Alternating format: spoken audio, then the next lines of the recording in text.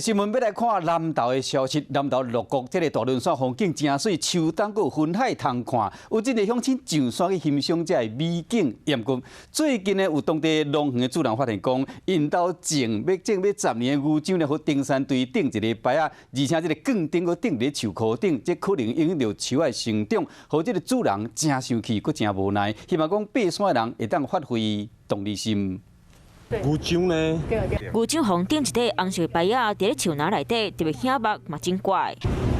牌仔顶写大轮头山1480公尺，佮用钉啊钉伫咧树棵内底，互当地民众拢看到生气。不好，因为它主干上会影响这棵树的发育成长。要钉可以，但是主干的话不要，因为如果造成那棵树死亡的话，这样也会造成登山客的危险。牛樟桥顶一块牌仔的所在，伫咧南投鹿谷乡大轮山农园，这个风景真热闹，秋冬佮云海水景，成真侪民众或者是山友爬山来看。 不料个当地农园的主人所发现，因兜土地牛樟靠爬山队顶一块牌仔，而且佮用钉啊钉伫咧树棵，可能会影响树仔生长，互农园的主人无奈个生气。你钉下去之后，那个树木的木质部会坏掉了，对啊，那是很不好的行为。那尤其有时候你们带来的那个病菌，可能会把这棵树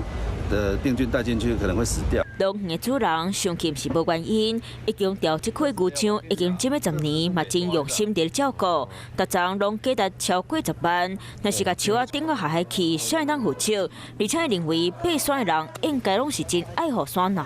买票是管道，嘛要用别种方式，加上用钉啊钉树棵行为嘛无法条会当研发。讲希望山友要有同理心，唔通去把树仔钉到下海去。